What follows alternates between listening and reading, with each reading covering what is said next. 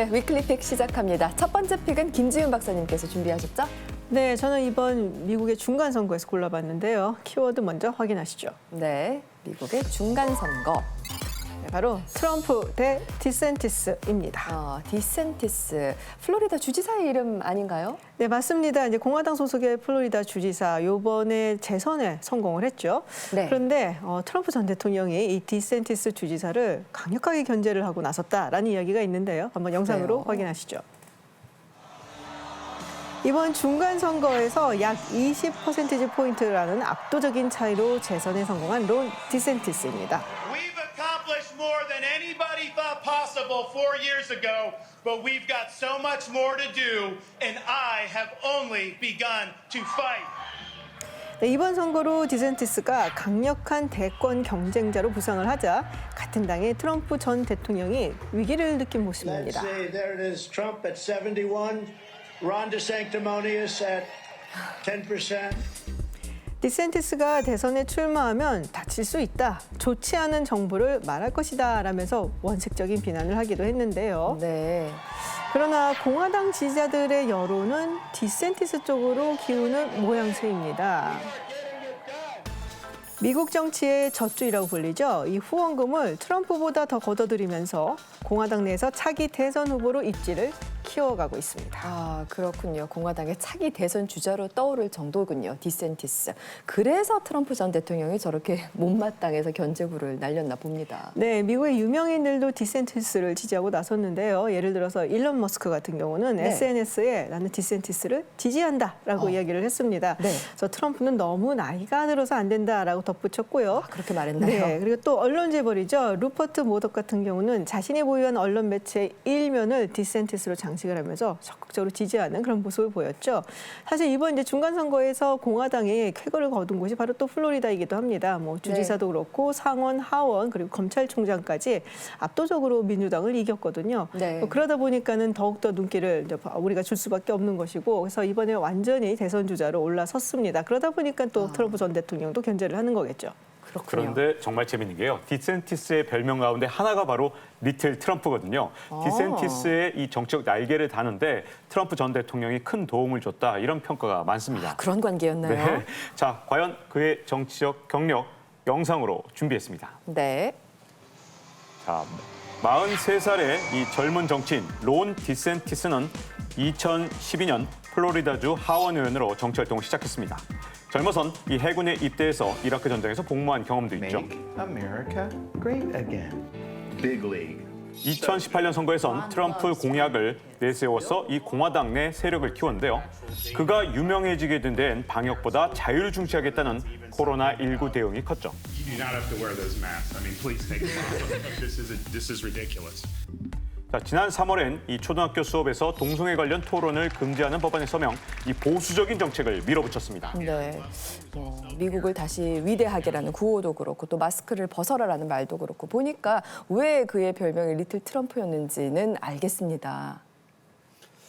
네, 사실 디센티스하고 트럼프 전 대통령의 인연은요, 2016년 정도로 거슬러서 올라갈 수가 있습니다. 당시에 트럼프는 러시아의 미국 대선 개입 의혹으로 인해 가지고 FBI의 조사를 받고 있었습니다. 네. 근데 바로 그때 디센티스는 트럼프를 적극적으로 옹호하면서 FBI를 굉장히 많이 비판을 했습니다.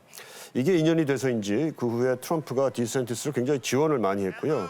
2018년도에 플로리다 주지사 선거에도 나갈 수 있게 됐습니다. 그랬군요. 그리고 또 디센티스는 트럼프가 내세웠던 정책들을 거의 대체로 고수하면서 따르면서 공화당 내에서 입지를 쌓아왔습니다. 예, 설명을 듣고 보니까 어찌 보면 그렇다면 트럼프 덕분에 디센티스가 이만큼 성장 기반을 다진 것이 아닌가 싶은데요. 네, 그래도 뭐 좀 다른 점이 있죠. 2016년에 트럼프 전 대통령이 이제 대통령 선거에 나왔을 때 사실 이제 정치 경험이 전무했었던 상황이잖아요. 네. 근데 디센티스 주지사 같은 경우는 그래도 2012년부터 하원 의원부터 시작을 해서 차근차근 정치 경력을 쌓아온 인물이고요.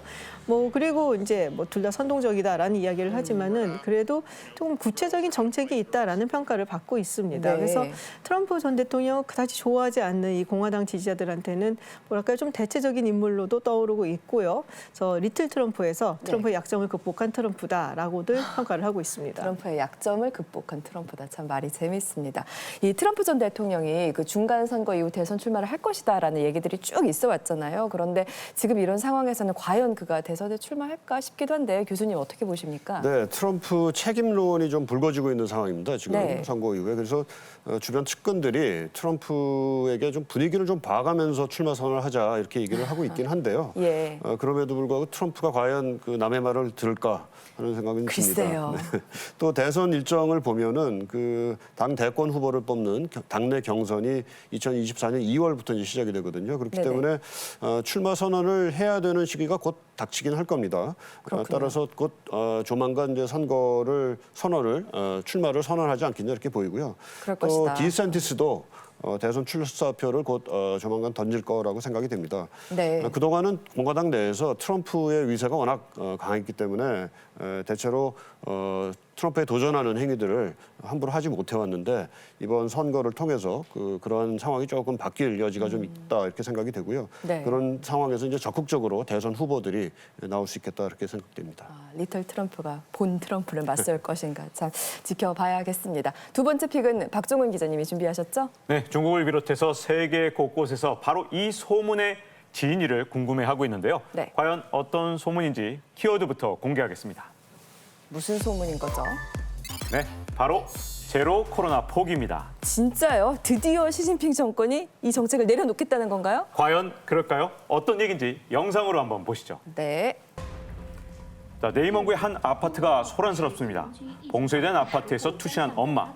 하지만 딸은 갇혀서 나오지 못한 채 울부짖습니다.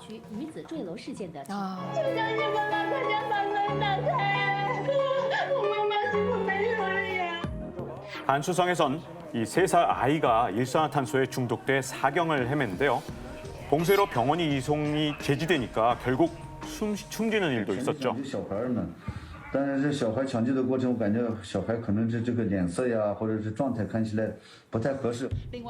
과도한 봉쇄 조치로 분유가 떨어져서 아이가 굶고 있으니까 이 아버지가 흉기를 들고 탈출해서 분유를 사러 가는 일도 있었습니다. 오죽하면 그랬겠습니까? 我儿子那么大，现在急需奶粉。 혹독한 봉쇄 조치에 방역 당국과 시민들이 곳곳에서 충돌합니다.